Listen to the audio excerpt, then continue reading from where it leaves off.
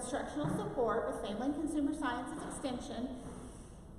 And this is our last stop on our road trip.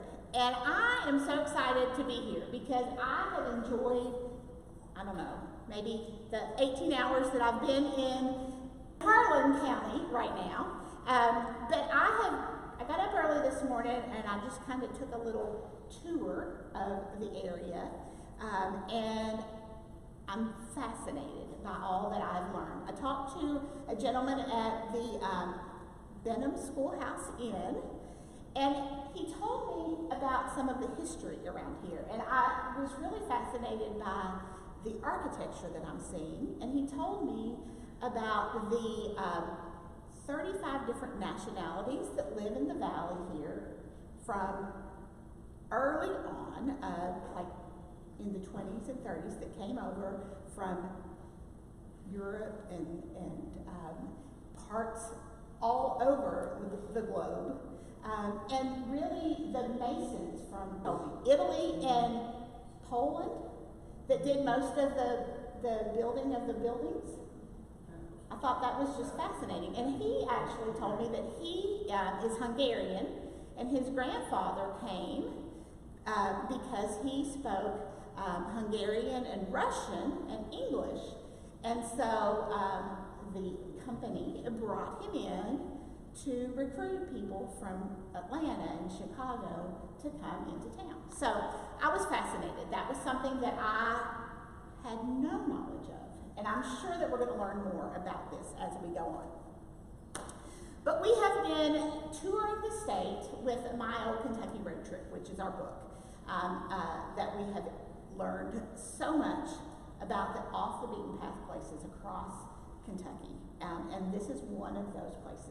And so I hope that if you have had the opportunity to try something new or learn something new about a place that you didn't know about in Kentucky, that when we send out the evaluation with our that you will just let us know where you've been or what you've learned or one of those places that you've been able to visit. So I'm not going to go much further. Oh, I was going to say though, so at the beginning of this road trip, we started in Fulton because that was the place that I really wanted to go. Because I knew that that was a place that maybe people hadn't visited, but it was a really charming little place that I knew maybe you would find charming as well. We're here because Amy Cadillac knew that this was a charming little place that you might want to visit. And I think she's been right. So this is a place that we are visiting, and we're going to learn so much about it today. So we started with a place I wanted to visit. We're ending with a place that Amy wanted to visit, and I couldn't agree more. I think she has chosen a really great location. And Chasity and Jeremy, you have given us great weather. You know, we have really lucked out on the road trip because we've really had wonderful, wonderful weather.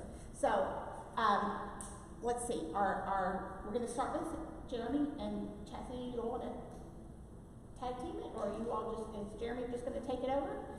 Jeremy's one. Okay. So Jeremy Williams and Nick Sturgill are going to be our speakers for today about this area, which is Benham and Lynch, and they're going to share about where we are and what brought everyone here and what that means for our state and really the whole nation. So I'm going to let you all take it away. Oh, and I should say, so Jeremy Williams is the Extension Agent for Agriculture here in Harlan County, And Nick Sturgill is the director of Portal 31, right? Okay. All right. So let me turn it over to you all. All right. First trip to Lynch. Welcome to Lynch.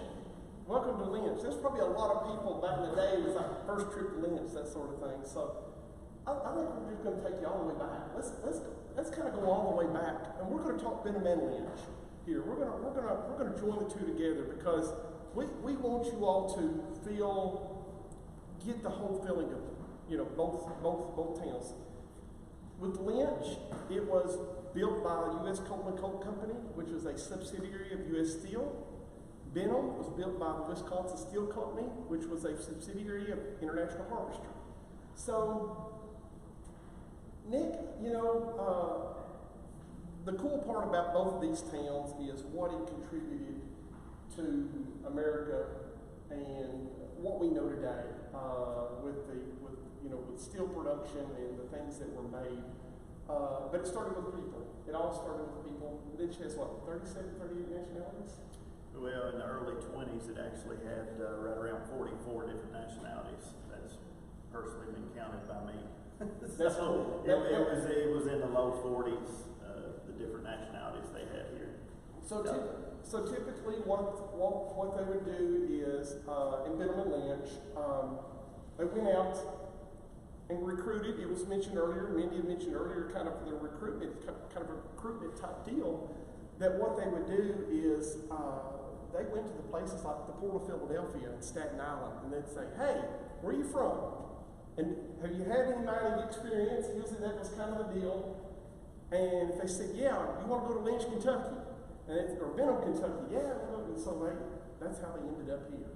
And because there was kind of a recruiting for the workforce. And so with the recruitment of the workforce is they had to build a town. So they discovered coal in the early 1900s in both of these locations. So to get the coal out to eventually turn into steel, they actually had to have a workforce. So they had to build towns. And so both of these communities were referred to as Cadillac Coal Camps. That's the best. You want to throw in there about kind of what that involved? Well, in 1917, okay, the United States becomes involved in World War I. Okay, so obviously the country needs steel for the war production. Okay, so U.S. Steel, they send a guy by the name of L.A. Billups to Harlan County. What he's looking for is a type of coal that is low in moisture, sulfur, and ash, but an extremely high BTU, which means it burns hotter than any other coal. Okay? What they're wanting that coal for is to coke it. Okay? Because to make steel, you got to have coke. Okay? From the coal. This grade of coal here in Lynch was probably the best coking coal at that point in time anywhere in the world. Okay, so U.S. Steel, they come into Lynch actually in the spring of 1917, and their intention is to have the entire town built by 1920. Unfortunately, they run into a couple issues. Okay, first off, what he was talking about earlier is the workforce. That was the main issue that they had here. Because now a lot of people will simply think that all the local people from the surrounding areas, surrounding counties, that all these people just immediately flooded into Lynch and went straight to work in the coal mines. It's the complete opposite. Most local people wanted nothing to do with that. Okay? They wanted nothing to do with underground labor. So, like Jeremy was talking about a minute ago, you got to find a workforce somewhere. So U.S. Steel mainly sent out representatives all across the nation, especially across the South, definitely to Ellis Island, and they're recruiting immigrants. Okay, U.S. Steel, they would actually get the ship manifests that were coming over, and they would take a look at the different individuals and what their skills were. And like they were talking about earlier, the building of the town, the architecture, the Italian stonemasons, those were the main ones they were looking for, not just to work in the mines, but to get the town built. And the main Italian stonemason here was a guy by the name of Joe Mirabili. Phenomenal guy, and you can see his work all around the town still today. And everything is still standing. There's not many cracks in any of these foundations because of the work they did, the pride that they took in their work. But early on in the 20s, you did have about 44 different nationalities here. Now, in a lot of other coal camps, they would recruit immigrants not just for work, but it actually hindered the coal miners from actually unionizing. And that was one of the big things here in Lynch, especially in the 20s and 30s. You talk about organized labor, okay? Harlan County actually has the nickname Bloody Harlan. And that nickname comes from the organized labor movements of the 1920s and 1930s. And believe it or not, Harlan County, Kentucky in the 20s and the 30s had the second highest homicide rate per capita anywhere in the country. And that was due to organized labor. But Lynch was different in a lot of ways. Again, a lot of these coal companies would hire immigrants, and really just every worker they had was pretty much an indentured servant. Again, Lynch was different. U.S. Steel, they built this place like no other. And that's why everything that we have in Lynch today is still original. Everything that you see in Lynch built between 1917 and 1925, except for a few houses that are in the eastern end of the city. Those were built in the early 60s. But everything that you see here today, all original. All original. And that goes back to the pride of the workers that were here. And I can keep rambling on if you want to. Well, you know, one of the stories is with the people that I really like to tell, and I was sharing with Chasity recently, is so across the road over here on the hill, they had the bank and the post office. And their thoughts were, we're gonna build this. We have this large populace that we're gonna have here, and they'll need somewhere to put their money. Well, the bank collapsed within a few years, and the reason why it collapsed, it had no capital, it had no money in it. So what happened was these first immigrants that came in to work in Lynch or Benham, they actually took their money and they sent it home. And a cool story that really came out of that is people started figuring that out. When they were going to the post office, they'd rob the mail. You know, that seemed to be typical back then. If you watch, any of these old westerns, they're all the time robbing the mail. And so they figured this out, that this money was going that there was money in these envelopes. So what these folks started doing is they would go to the commissary or the big store, and they would buy a pair of overalls or a pair of pants or some clothes, and they would sew those bills that they were sending home, back home to Eastern Europe. They'd sew it into the clothes, package it up, and send the clothes to wherever. And so therefore that's how they got the folks here. They told about a better life. If you take the portal tour, if you've taken the portal tour, it talks about the better life that they had there, the electricity that they had here. Benham was very similar to Lynch. Benham got started a little bit earlier than Lynch, but it did a similar type of recruitment. And when we talk Benham and Lynch, we're not talking about an incorporated town. We're talking about basically the company itself. It's kind of like if we say my dad worked at Lynch or my dad worked at Benham, that just meant they worked at U.S. Steel or International Harvester. So there in Benham, so you have a coal company that's actually on the International Harvester. Y'all familiar with the International Harvester? Yeah. We know it primarily as agriculture or scouts or trucks or whatever. So basically, kind of like U.S. Steel here, the coal was converted to coke, and originally in the 30s, the 20s and the 30s, they actually coked it in Benham and shipped the coke to Chicago. And then they started shipping the coal to Chicago. So what they would do is they would ship it there. It was a captive company. Both these are Cadillac Coal Camps, but it was a captive company. In other words, the coal left Benham, went to Chicago, converted to make bar steel, and then put into tractors or whatever. Are you familiar with a Farmall Cub tractor? Farmall Cub tractor, I see some smiles. Farmall Cub tractor has 1,443 pounds of Benham coal in it. So that's where these two companies meant to the world. The thing is what they did not only in World War I, but World War II and into Korea, the things that they created along the way. That these people that were here, that you could say that whatever it was that was utilized then, hey, we built that. We built that. So we're sitting here in the depot today, the Lynch Depot, which was the second depot. Here, the original depot sat down here and it actually burned as a wooden depot. But you could come here. What, third?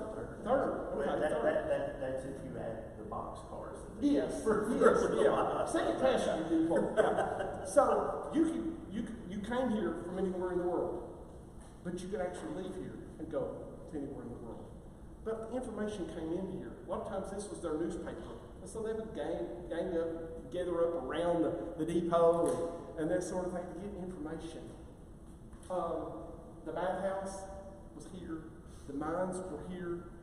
But creating an area that it was beyond the workforce. It was beyond people in the workforce. You had to give them something to do. You had to give them entertainment. So both of the companies created churches and community centers and schools. I told somebody earlier, the agent from Oldham County, I was telling her earlier, I said, it was one of those things, I said, think about your best teacher. The best teacher I ever had. The teachers they had in these schools are better than that. Because they went and hunted the best of the best. The doctors, they created their own hospitals. The majority of those doctors were military, had military doctors. To kind of go off that, to kind of give you an idea on how good the health care was here, in my personal opinion, as far as coal mining goes, this was the best health care for miners and their families anywhere in the United States. And to kind of give you an example of that, in the spring of 1936, there was an outbreak of spinal meningitis in southeast Kentucky. And in southeast Kentucky coal camps, the death rate from that meningitis was 90%. Here in Lynch was 6%. And that was simply due to the preventative measures that they had here. Also, U.S. Steel was the only company that I've ever heard of at that time in southeast Kentucky that actually provided an antitoxin for that spinal meningitis to all their people, all their miners.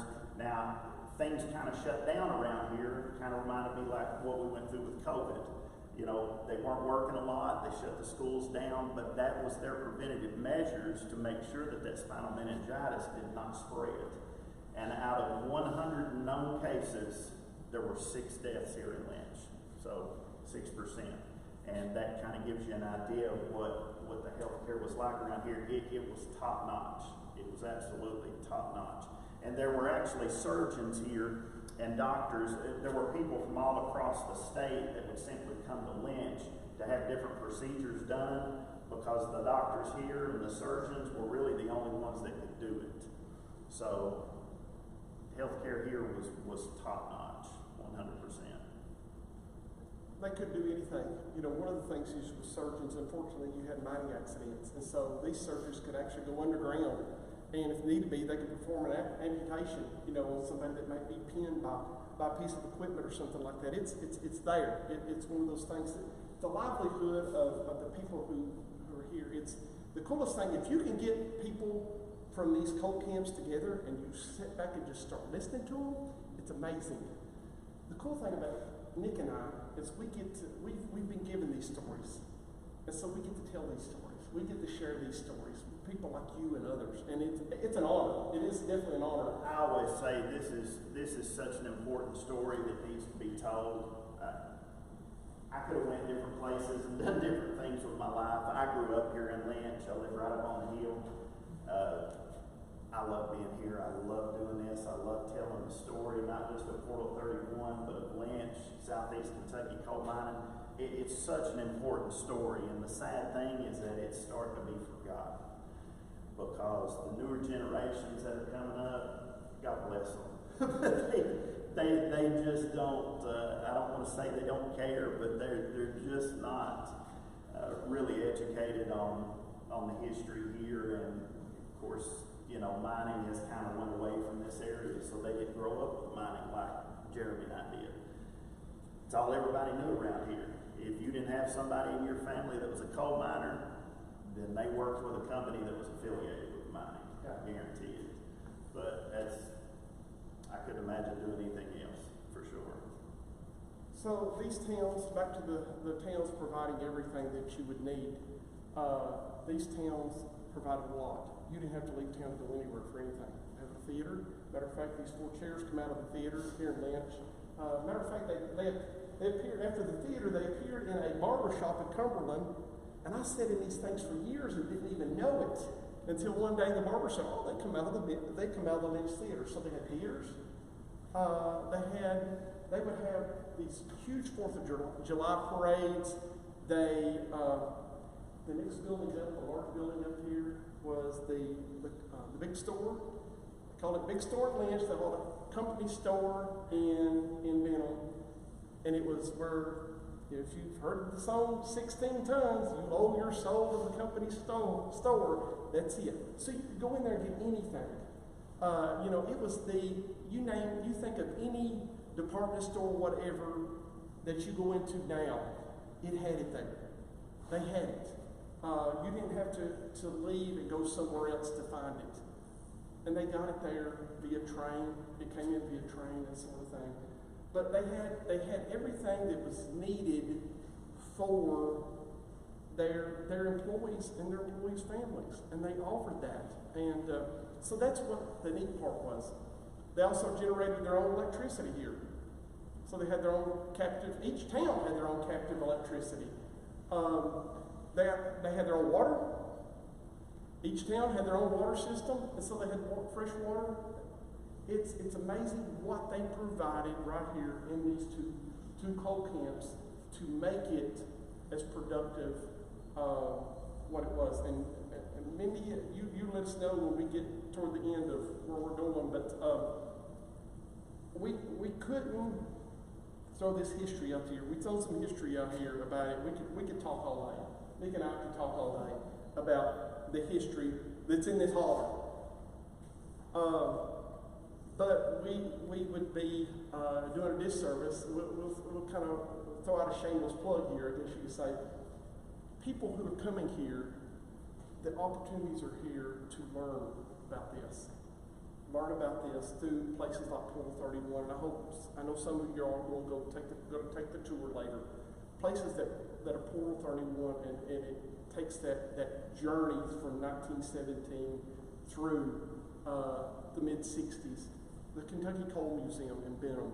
You're going to get a large portion, not just International Harvester and U.S. Steel.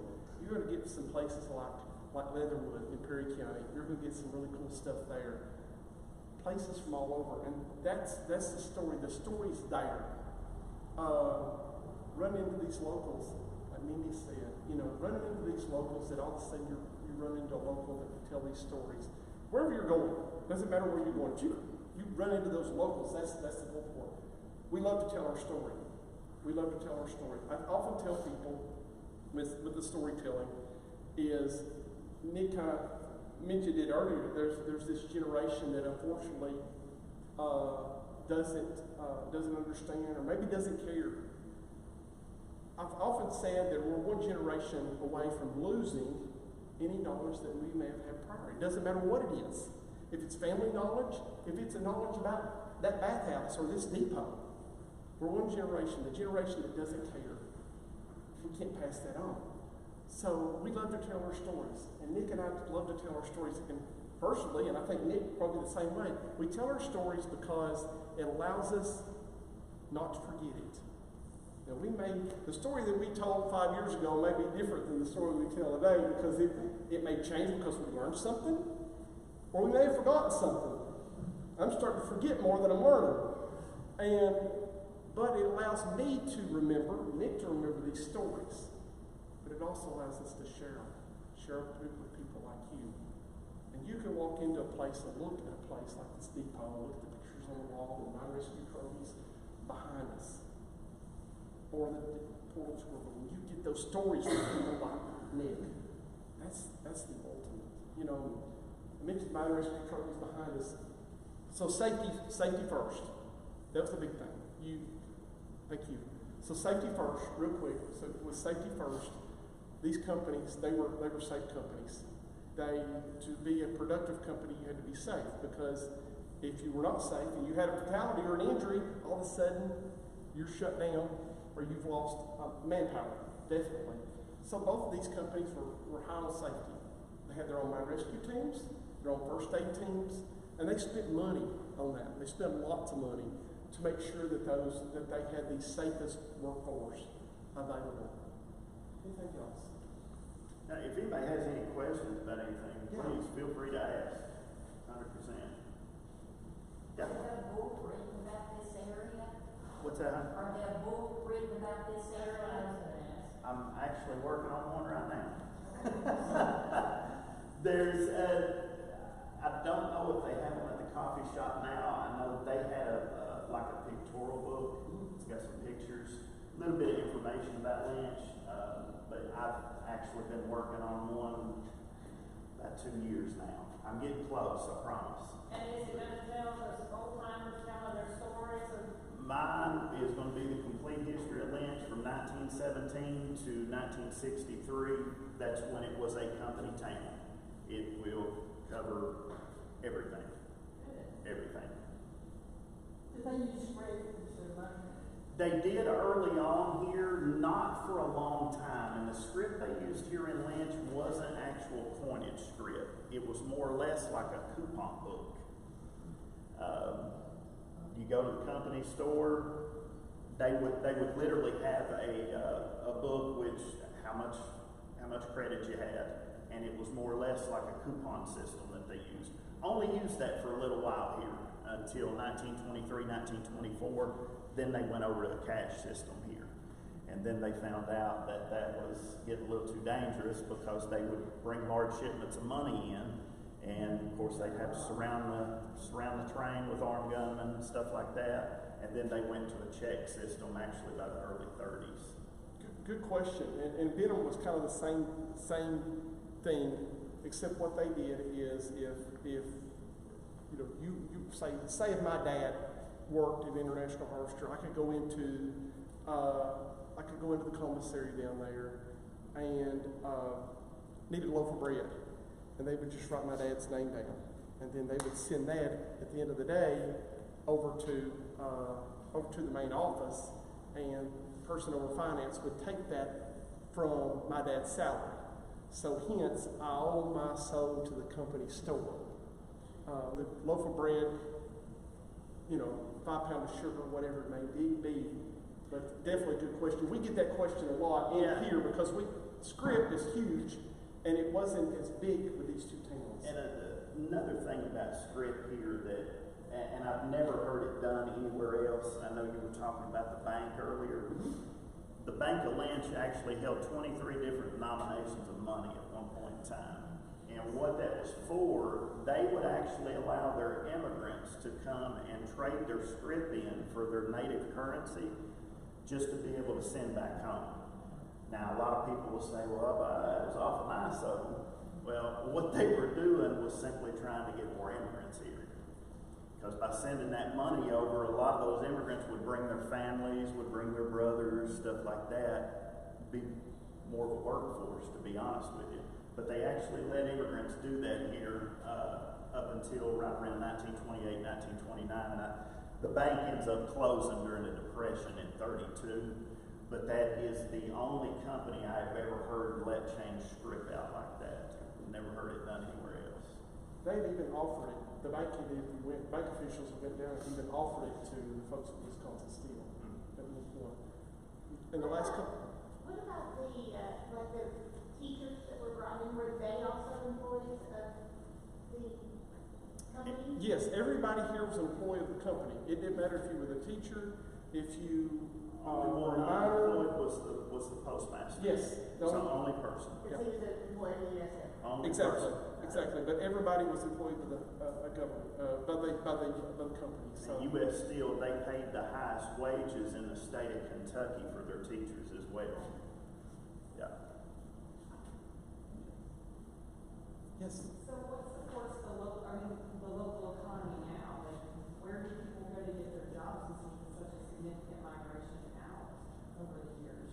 So you're talking now, the local. Yeah, where do people Okay, go? so 2025, our local industries is healthcare, education, and coal mining. So we still have coal mining in the area. Matter of fact, the last quarter, the first quarter of the year, there was 500,000 tons of coal produced in Harlan County. So we still have coal. But those are your healthcare, education, coal mining are your three big employers, I guess you could say. What's the price per ton for coal right now? That I don't know of. It's up and it sums up, sums down. It's fluctuated so much the last few years. Now, a couple of years ago, it hit the highest it had ever been. Met coal was going for about 500 a ton. I never thought I'd see it hit like 250. That was only for a short period of time. Now, you got to understand all that met coal that we're mining here is all being exported. So it's not, it's not being really used here in the country as much. But and this is me guessing, I would say right now it's probably $100 and some. I don't know, and it depends on, we've got metallurgical coal for steel, and then we've got thermal coal, which is for generating electricity. So you've got two types of coal there. And it comes down to those BTUs that Nick was talking about earlier. Good question. Could you speak a little bit to what happened when the companies pulled out and the mines started to shut down? Where did people go, or what happened? Now, here, and a lot of people think that, the population leaving really dealt with the mines closing. It really didn't. To be honest with you, what started the downfall of the population here was mechanization. Yeah. In 1957, that's when they bring the first continuous miners, and a continuous miner is that picture that you see right there. Those are both continuous miners here. Okay, the first continuous miners come to Portal 31 in 1957, and that was an immediate 600-man layoff. Okay, now at that point in time in 57, you've got a population of still around 4,000. Okay, but by the early 60s, that drops by about 1,000 people simply because of mechanization. Now, due to mechanization coming to Portal 31 in 1957, within 6 years, that mine closes because they've mined it out due to mechanization. That machine right there could mine as much coal in one 8-hour shift that a single miner could mine in an entire year in the 1920s. That thing can put it out. Problem is, that takes away jobs. And that's really what started happening to the population here. You had the closing of Portal 31, so you had about 1,000 men, give or take a few, and I would say out of that 1,000, 500 probably left, whereas 500 was kind of placed at a couple different mines that was still in operation here. So mechanization is really what kick-started the decline of the population, and then again, with mechanization, they are mining that coal faster and faster than ever before. So the mines, they're working out faster and faster. And that's why by the late 80s, early 90s, the 33 mine, 35 mine, 32 mine, all those mines begin to close in consecutive years. That was 89, 90, 91. October 30th, I think it was, 1991, that was the last shipment of coal that came from the 33 mine. And when that mine closed here in Lynch, that was it. Now, a lot of people at that time, and this again is the early 90s, Arch Mineral, who had actually bought U.S. Steel in 1984, they had actually opened their biggest mines in Cumberland, which is just 7 miles down the road. So a lot of the guys here in Lynch went to Arch Mineral. Some of them pulled up stakes, got their families, and went to Alabama, West Virginia to mine at other mines. And finally, 1997, 98, when Arch Mineral closes, that's what killed this place. that's when your population in Lynch dropped to below 1,000 for the first time, which today I would say is probably 650, and that's on a good day. But as far as population, I always say, in my opinion, it really wasn't the closing of the mines per se as much as it was mechanization that started that downfall. One last question. Good stuff. It's, Are the black bears still around? Or the what? Are the black bears still around? The black bears? yeah. Hey, just come up to my house this evening at 7 o'clock. You'll see them strolling down the road. No, I'm serious. We have a lot of black bears here. I love them. They don't bother me at all. I know some people are scared of them. But seriously, I live up here on the hill, and just about every evening between 7 and 10 o'clock, you'll have 2 or 3 just strolling down the street. No problem.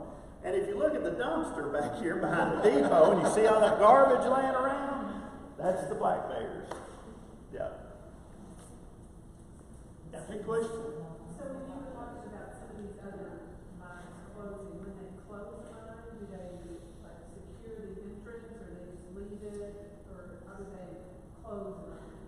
It just depended on with Portal 31 and Portal 30, which is over here. They put a fence up, and it depends on when it closed, when it opened, that sort of thing. By law, what they had to do. Some of them they pushed the drip mouth in full of soil, and you know it's basically it's behind rock. So when they closed it like that, is that what you were? Yeah, I was just wondering, I didn't know if they just like, okay, today's the last day, just leave. No. I thought they had to like secure it. They do have to secure it. Like I said, they over here at Portal 31, Portal 30, they put it behind chain link fence. And so that's one of the good things of Portal 31, that they did push what's called push the portal in. They pushed it into the soil or concreted off. That allowed this tour to make happen. And the tour of Portal 31 has been going on since the 70s. You know, they tried that back in the 70s. Matter of fact, at a mine on top of the mountain, they were attempting to put in a coal mining museum with a portal tour at that point in time in the early 70s. And so it took several years, and local people just trying to make things happen. They had a dream in the 70s, and it took 20 years to make it happen, more than 20 years to make it happen. So I guess the first portal tour, it probably took 25, 26 years for that to happen. Yeah, they did. They spent about 20 years and about $4 million just rehabbing the portion of the mine that encompasses the tour. And as far as that tour goes, me personally, I've never seen anything like it in my life. Just to kind of give you an idea of what that encompasses, you know, it's more or less like a trip back in time. You're going to ride an authentic man trip. You're going to take that through the mine. You visit 8 different stops. Each stop is a different period in time, starting with 1919, ending in 1960. And at each stop, they show you the different types and aspects of mining that they did at that point in time. And what sets our tour apart from any other tour that I've ever seen is it is fully automated, and it's all done with animatronics. You actually don't hear a real person even talk to you. And believe it or not, stop 8, the last stop of the tour, is an underground IMAX theater. So it's pretty neat. And I know some of you probably have reservations at 1 o'clock. I don't know how many more we can take at 1, but there are other tour times after that. If anybody's interested, please come to the mine after this is over, and we'll definitely get you a tour for sure. Is it open every day or how? We're open Tuesday through Saturday, year-round. We normally start running tours at 10 a.m. We run at the beginning of every hour, with our last tour at 4. And now, some of our off days, Sundays and Mondays, if we do have large groups, we don't mind to come down and open the mine to take a large group on our day off. It just depends. And then to add the Kentucky Coal Museum to that in Benham, they are open 10 to 5, Tuesday through Saturday. So. That's a great segue into our next segment, because we are going to have several of you on the 1 o'clock tour, and so that'll give you a great opportunity to learn more about what's happening in Portal 31. And I think that sounds like fascinating. And for those of you that don't even want to take the tour, just to let you know, you can actually come over to the mine and actually walk back in the mine. There's a ton of stuff to look at and read up in the entryway. There's a huge timeline with a lot of pictures, a lot of great information. If you don't want to do the tour, you're still more than welcome to come and do that. Come into the lamp house. There's all kinds of memorabilia, gift shop. So feel free to come over. Thank you both so Thank much. you. That's You're welcome. absolutely fascinating. So, Chasity, thank you for the recommendation. And we're going to hear from Chasity a little bit later. But next, Dr. Monica Mundy is going to be presenting about health and safety while you're traveling. Monica is our assistant extension professor for health and safety. Community and Family Health. I tell you, all of these new titles, I can't keep them straight. So Monica's been with us almost a year, Yeah. July 1. July 1, she'll be with us a year. So she's one of our newest staff members, but we're so excited that you're here. And she has roots in this area. So what a perfect place for you to come, right? So Monica is going to take it over for us. Oh, well, thank you guys for having me. My mom is from here. She grew up in Lynch. My grandma used to live right up here on the corner. That's where they grew up. So I played on the playground in number 1 on First Street coming down, and I spent all my summers here hanging out and playing. So thank you for letting me come back and chat with you guys a little bit. Hello to my Perry County folks, because I grew up in Red Fox, right outside of Hazard. So I have strong Eastern Kentucky roots as well. So thanks for having me today. I wanted to come and chat with you guys a little bit about some travel safety tips when you are out and about. So how many of you guys are going to be taking some more trips this year? Doing a little bit of traveling? Do you guys like to stay local? You like to travel far? Where are some of the places you're headed? Gatlinburg, that's one of my favorites. Talk about the Bears, they're there too. I'm seeing one there too. Any other places? Kind of close. Does anybody like to do some of these staycations days where you can stay close? We go Everywhere? Yeah. So some of the travel trends that's been happening, especially post-COVID, is a lot of people like to come to smaller towns like this, and they want to see what's in their backyard, and they want to take a closer look. And we're still seeing some of the travel to the larger destinations as well. And so I just have a few tips for you, some for when you're staying close, some for when you're going a little farther, and we'll chat about those a little bit. So before you even think about leaving, make sure you research your destination, right? Know where you're going, what's going on, and think about different safety concerns that might be happening. So, if you're headed to Gatlinburg, you might want to check that traffic, because we know that traffic gets crazy on your way there.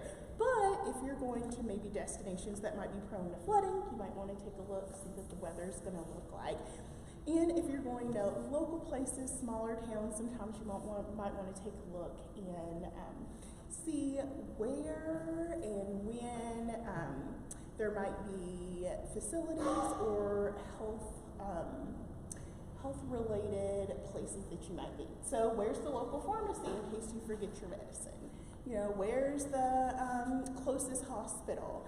My husband and I, we travel quite a bit locally more now. And he's prone to forgetting his medication. So we always make sure we know where a pharmacy is everywhere we go to kind of make sure that we have that as well. So thinking about those different safety tips and accommodations as well.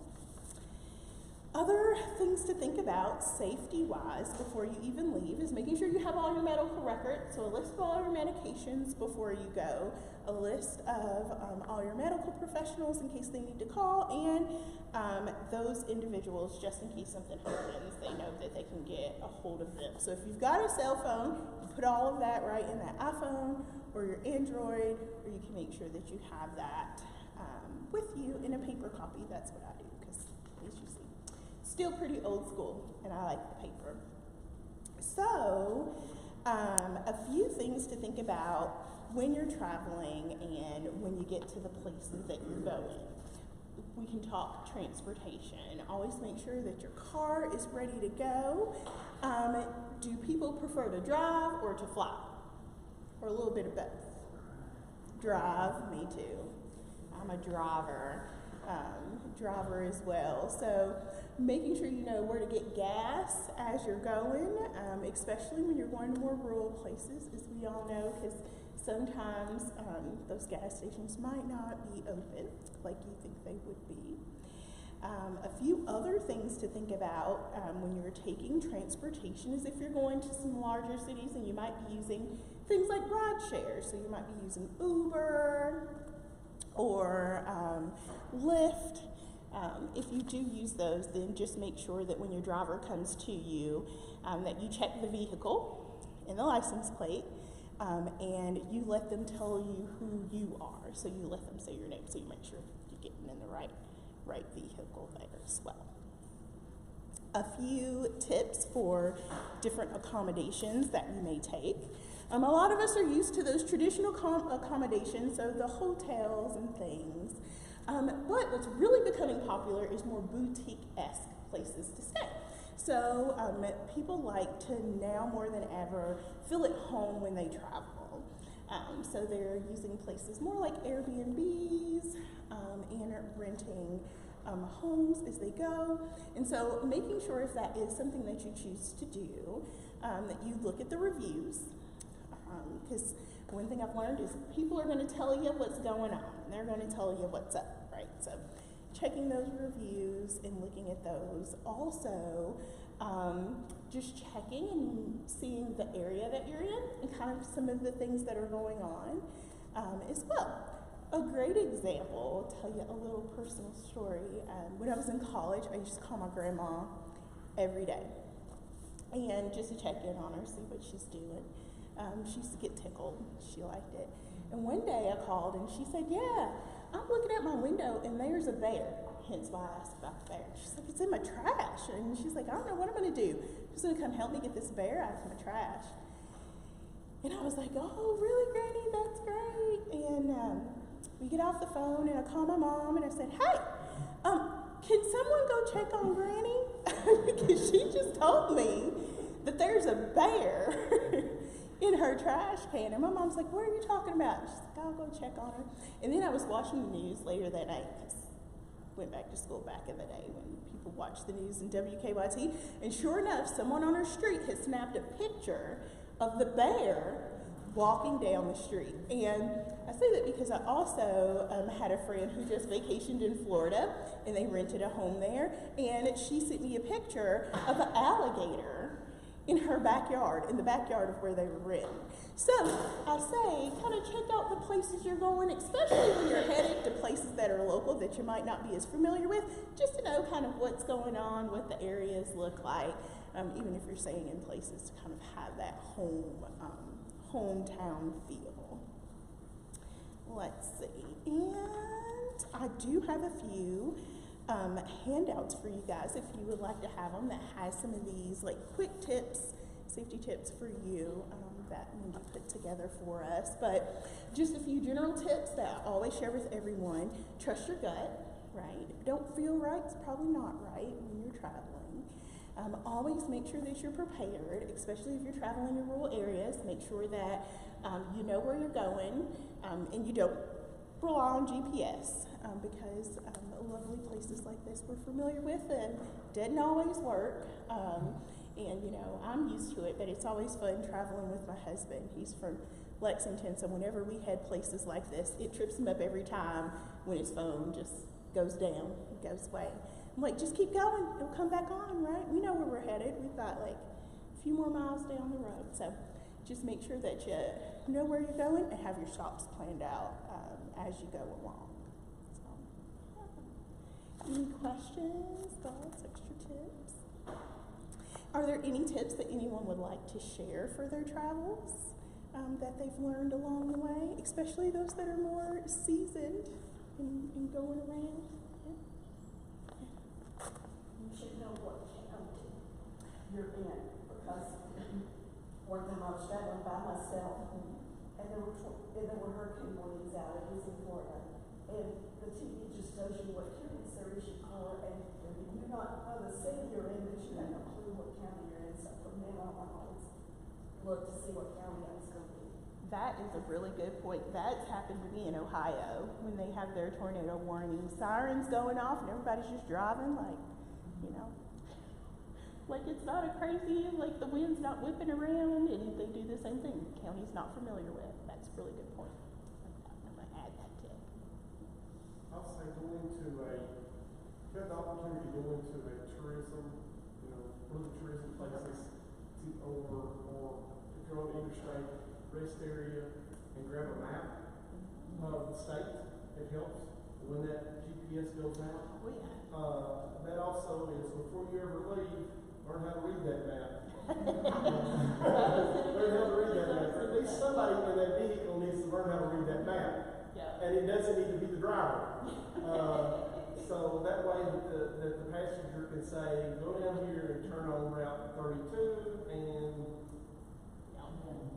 yeah, and you can still print directions because I still do it from time to time depending on where I'm going to. So, yeah. But those maps are free in all those places, and so grab the maps. And if you're going to be in a locale for several days, if you can get a locale map, city map or something like that, use that. It's very helpful. Yeah, and most towns, especially in the state of Kentucky, have a visitor center. Most counties now do. By that same token, teach your children how to read a map. Yeah. You have no service. Oh, yeah, I know. I was telling Dr. Kostelik when I bring my daughter, when we come visit, we normally come for Labor Day, and she tells all her friends, oh, I'm going to the place that won't have no cell service, you won't be able to hear from me. It's like, well, look at all of this. Like, go for a walk with your cousins. There's so much to do. There's, and she has a good time every time, just socializing and having some fun. Great time for a digital detox. Yes. As you visit internationally, sometimes even the drugstores or pharmacies are a good source of finding what you might need for the minor care. Yep. All that. Yes, so true. Yep. Always. That's what I always do, especially when I travel internationally.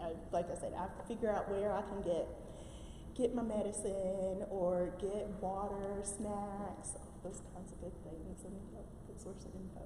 I think it's important to think about ability and what your ability is. So, for example, when you're planning your hotel room, if you've got certain needs that you may have, if there's an emergency in the accommodations, can you get out? Monica told a story about her grandparents, and I can tell one of mine, that we were in London, not Kentucky, but England, and my grandparents were on an upper floor. Well, the fire alarms were triggered, there truly was a fire in the building, and they couldn't get out. Yep. And so when we got to the hotel, the fire trucks were there, and the hotel had been evacuated, but a lot of people, including my grandparents who were on upper floors, chose to stay in their rooms because they couldn't navigate the steps. So I think that's a good reminder, if you're unable to navigate steps, to try to book on a lower floor. Yeah. And also if there's any needs that you need in the room. Accessibility, ADA, looks different in other countries than it does here, or even in small towns Yeah. here. It may look a little bit different. So to think about that, or to think about you maybe navigating on cobblestone steps, or what kinds of things you may need to be safe and to be safe in an emergency.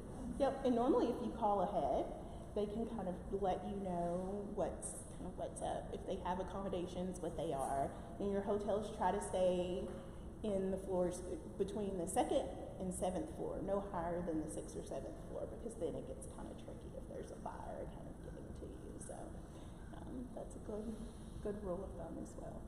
Other things we tell our students, we do a lot of study abroad, but we always tell them to be vigilant, to be smart, to we can be on our phones and have our nose in our phones or in conversation with your friends, but just to be aware of your surroundings, I think are good reminders. We also tell our students a lot not to be so flashy when they're traveling, even within the United States. You don't have to wear your best stuff and take your best jewelry or your best purses and that kind of thing, because it can make you a target, especially when you're so preoccupied with the sights or things you're doing, and you may not realize that. So it's another tip that we give. Yeah, and keep everything close. I see lots of crossbody bags and things of that nature, so keeping all your belongings on you. Very close where you can get to them as well. Well, thank you. Thank you, Monica, for all of those tips. And now, Chasity, you want to share with us your favorite locations and destinations here and around? I'm standing too close to you. Might want to stand up back a little bit. But locations around Harlan County and the region, and then we're going to let everybody go to the mine. Okay. Well, of course, my name is Chasity Heck, and I'm the Family and Consumer Sciences Agent for Harlan County, and I live in our neighboring county, Bell County. So when Amy first contacted me about this opportunity and early planning with her and Mundy, I said, you know, I don't mind at all to research more the history behind the towns of Lynch and Benham, but I know a man that can tell you everything about it and does such a good job at it, is so passionate about it. So I think that Jeremy and Nick both did a fantastic job, and thanks to them very much. Growing up, I had family in Harlan County, so I did visit this area, but I knew nothing of the, in-depth history that they provided. Of course, one of my favorite spots to visit, being here at Cumberland, would be the Kingdom Come State Park for me, in addition to the portal that they've already talked about during the tour of. It's a beautiful state park that if you have time and you're in town or come back at another time, I would recommend you visit that. It's just a beautiful area, even if you don't get out, just to drive through if that's, you're not able to hike or get out and really explore anything. And then, of course, not in Cumberland, but in Harlan County, Martinsburg Lake is also very beautiful. I think Harlan County is just a beautiful area in general. And if I were staying here, I would venture on, like up the mountain. I'm always asking Jeremy, how many bears are, what time can you see the bears? What's the best time to ride toward, across the Lynch Mountain to take a look, because I'm fascinated with the black bears. So that would be my recommendation for the area, in addition to what Jeremy and Nick have already spoken about. And we're thankful that you all chose to visit Harlan County and be with us for the road trip for the Big Blue Book Club. So we're thankful to have you all here and glad that you chose to spend your day with us today. Okay? Thank you all. So we are so tickled to have had this opportunity to share our lovely state with you all. It's been fun, I think, don't you think? Very fun, yeah. Book Club has had a little bit of a different feel as we've traveled across the state, because, first of all, we've gotten to see real people. So Book Club, up until now, has always been virtual. And now that we've gotten out and seen real people, you all know we have bodies. We're not just floating heads, but we actually do have bodies. And I think that as we take Book Club forward, you're going to see some new faces. And I'm not sure that we'll go on the road again. We might, who knows? Who knows what we'll do with it now? And, it could be all kinds of different things. But what do you want to say? Excuse me, I'm choked up again. What would you like to say, Amy, as we wrap it up? Well, I'll introduce myself quick. So I'm Amy Cadillac. I'm the Extension Specialist for Adult Development and Aging. And this really has been a treat, because I think it was a different way, I've said this at a couple of the other meetings, it's a different way to connect people to books. Not everyone wants to sit down and read a novel or to read a biography or fiction or whatever. But this was a way that we thought we could connect people to the state, that we could connect people to our counties and our extension offices and agents, and just share stories. Jeremy, you talked about that. This area is so rich in story, and so much of our state is, and I think that's an awesome opportunity to go beyond pages and to get story in a different format, to be able to travel like this. So thank you for going on this ride with us and ending with a bang here in Harlan County and learning about Lynch and the coal mining. It's been a real treat for us. So will we have more books? Yes, we'll have more books. And actually, I think the next shipment of books is waiting for us in our storage. So are you able to announce it? I'm not. I can't announce it yet, because I'm still connecting with our next partner in reading. But as soon, that should be coming out, I think probably late in July, maybe early August. And then we'll be reading in late October, early November. So watch for that. But I will tell you, it's going to be a food-related book. So there's your teaser, your taste of what's coming. It's going to be a food-related book. So we do like to have these family and consumer science themes that float through our books. It might be like a one-shot deal, but maybe two. We'll see how it's going to go. It won't be 3 months. I will tell you that. We won't be reading the next book for 3 months. So feel secure in that. And you've got about an hour until the mine tour. So I think if I recall, there's a Hall of Fame museum here. I was gonna offer, I'll hold up the Perfect. close of that door. Okay. If you want to check that out, Bulldog Room is an effort of a lot of volunteers. It started with 2 volunteers here, and they saw a need. I'll stand up, get my voice better. So there was a lot of, Come on closer this way, then you'll be on camera. a lot of really cool memorabilia in the Bulldog Room. It was a labor of love by a couple of individuals, and they started reaching out to others. And they created a really cool masterpiece here.